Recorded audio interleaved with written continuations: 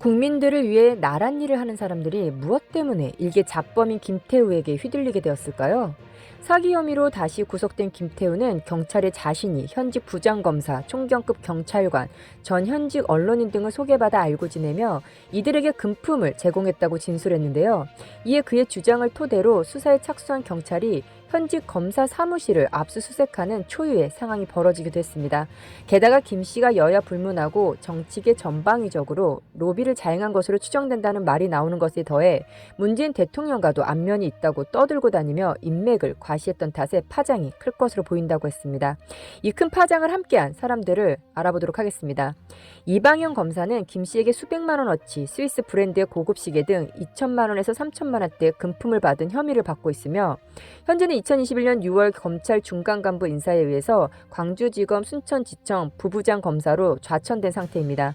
김 씨와는 2019년 8월 서울 남부지검에서 대구지검 포항지청 형사 1부장으로 부임하기 전 박영수를 찾아갔는데 이때 박영수가 내가 아는 지역 사람이 있다면서 전화로 김모 씨를 소개해줬다고 했는데요.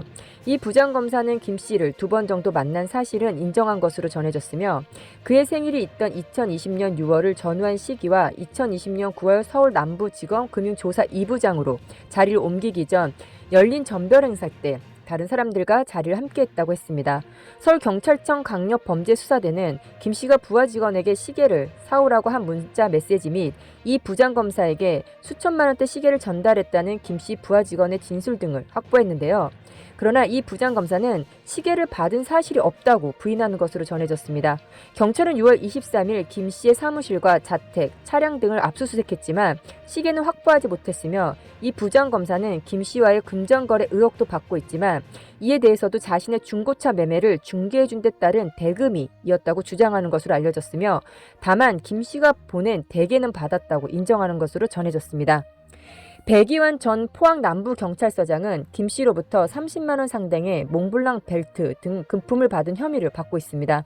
경찰은 배 총경이 김 씨로부터 한 번에 100만 원, 1년에 300만 원이 넘는 금품 등을 받은 단서를 확보하고 배 총경은 피의자로 전환했는데요. 경찰은 배 총경이 경찰서장으로서 정상적인 업무를 보기 곤란하다고 보고 대기 발령 조치했습니다. 이에 앞서 배 총경은 지인의 부탁으로 올해 2월과 3월 포함해서 2번 식사를 했다. 한 번은 내가 계산하고 다른 한 번은 김 씨가 샀다. 이후로 만난 적이 없다며 부정한 거래가 오갈 정도로 밀접한 사이가 아니다라고 해명했습니다. 김 씨는 2021년 1월 말 배 총경이 포항 남부경찰서장으로 부임하자마자 서장실을 직접 찾아왔다. 배 총경과 김 씨를 연결해준 사람으로 지목된 인물은 국민의힘 소속 중진 의원이 주호영이었는데요. 배 총경과 주 의원은 고교 선후배 사이로 주 의원은 배 총경에게 김 씨의 아버지를 고교 동문이라고 소개하며 친분을 맺도록 했습니다. 이동훈 전 조선일보 논설위원은 김 씨로부터 골프채 등을 받은 혐의를 받고 있는데요.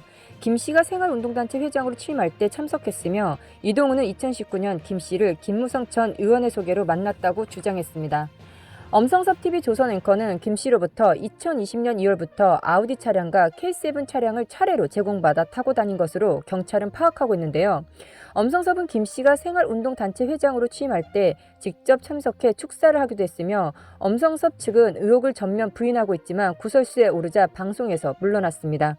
김무성 국민의힘 상임고문은 사건 시작 단계에서 사기범 김 씨를 유력 정치인들에게 알선해준 송승호를 통해 김 씨와 만났다는 이야기가 흘러나왔는데요. 김 씨는 2020년 5월 한국농구위원회 회장직을 맡기도 했는데 당시 김 씨의 회장 취임식에는 김 씨로부터 금품을 받은 혐의로 입건된 이동훈 전 논설위원, 엄성섭 앵커, 김무성 전봉주 전 의원이 축하 영상을 보내기도 했는데요. 김무성의 형은 사기 금액 116억 중 대부분에 해당하는 86억에 달하는 어마어마한 돈을 김 씨에게 떼이면서 이번 사기 사건의 가장 큰 피해자로 알려졌습니다. 주호영 국회의원 대구 수성구 갑 국민의힘 또한 송승호를 통해 김 씨를 알게 되었는데 김 씨를 알게 된 이후 백이완 총경을 김 씨에게 직접적으로 소개해준 사람으로 의혹받고 있습니다. 왜냐하면 배 총경이 주 의원의 고교 동문이기 때문인데요. 일단 이러한 의혹에 대해 주 의원은 한 언론사와의 인터뷰를 통해 언론인 송승호와 만찬을 하는 자리에서 김 씨와 한 번 식사를 한 것이 전부다라고 설명했는데요.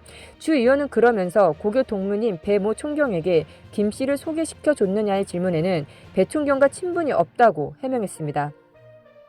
박지원 국가정보위원장은 김 씨로부터 독도새우 등을 선물로 받았다고 하며 돌려줘야 할 정도로 고가의 선물은 아니었다고 입장을 밝혔는데요. 경찰 조사 결과 김 씨와 접촉했음이 알려져 수사가 시작되었으며 박지원 국정원장은 모 의원의 소개로 여러 사람이 있는 곳에서 소개를 받았으며 덕담만 주고받았을 뿐 그 후로 만나지 않았다고 해명했습니다. 박영수 특별검사는 2016년에 치러진 20대 총선에 출마하려다 공직선거법 위반 혐의 등으로 기소된 송승호를 변호한 인연이 있고 김태우는 송승호의 소개로 박영수를 만났으며 김태우는 2020년 12월 직원 명의로 포르쉐 파나메라4 차량을 열흘간 빌린 뒤 박영수 측에 제공했습니다. 박 특검 부인이 타고 다니던 차량을 포르쉐로 바꾸고 싶어 한다는 얘기를 듣고 김태우가 차량을 제공한 것인데요. 김태우는 회사 직원을 시켜 차량을 박 특검 아파트 주차장으로 직접 가져가 박 특검 차량의 운전기사에게 키를 넘기도록 했고 렌터카 비용은 250만 원으로 알려졌으며 김 씨 측은 차량 계약부터 전달까지의 과정을 촬영해 보관해둔 것으로 전해졌습니다. 차량은 직원 명의로 계약했고 비용까지 지불했으며 박 특검 부인이 운전한다고 해서 보험 처리는 누구나 몰 수 있도록 조치했다는데요. 김태우는 수억 원을 호가하는 슈퍼카를 다수 보유한 렌터카 업체를 운영했던 터라 친분 있는 인사들에게 슈퍼카를 적극 제공했던 것으로 보였으며 박 특검 측은 김태우 측으로부터 차량을 빌린 것은 맞지만 비용은 지불했다는 입장을 밝혔는데요. 박 특검 측 관계자는 박 특검이 차가 필요하다고 해서 내가 김 씨에게 차량을 요청했다며 김 씨가 렌터카 업체를 운영한다고 해서 부탁했는데 박 특검이 렌트비를 줘야지라며 250만 원을 봉투에 담아줘 김 씨에게 전달했다고 해명했습니다. 박 특검 측에 따르면 박 특검은 지난 2월 아내에게 포르쉐 차량을 구입해주기 위해 김태우가 소유한 같은 모델의 차량을 시승용으로 4일에서 5일 빌려 탔으며 박 특검 측 관계자는 차량을 빌려 탄 뒤 박 특검이 대구에서 김 씨를 만나 시승비 250만 원을 직접 지급했고 동석자도 있었다며 법적으로 아무런 문제가 없다고 말했습니다. 하지만 대개와 과메기 등도 3-4차례 받았고 렌트비를 준 것이 대여 이후 3개월이나 지난 후이며 그때는 이미 김태우가 체포된 뒤라는 것이 알려지자 결국 특검 자리에서 사퇴했는데요. 현재 김태우의 변호 또한 박영수가 과거 대표로 있었던 법무법인 강남의 특별검사팀에서 특별수사관으로 있었던 변호사가 담당하고 있으며 그 또한 포르쉐 대급 입금 자리에 동석한 사실이 확인되었습니다. 정말 많아도 너무 많은 사람들이 연루되어 있어 2편으로 끝이 안 나는데요. 이어 3편에서 다시 만나 뵙도록 하겠습니다. 끝까지 시청해주셔서 감사합니다. 여러분들의 구독, 좋아요, 알림 설정은 저에게 큰 용기와 힘이 됩니다. 여러분의 다양한 댓글도 남겨주시면 감사하겠습니다.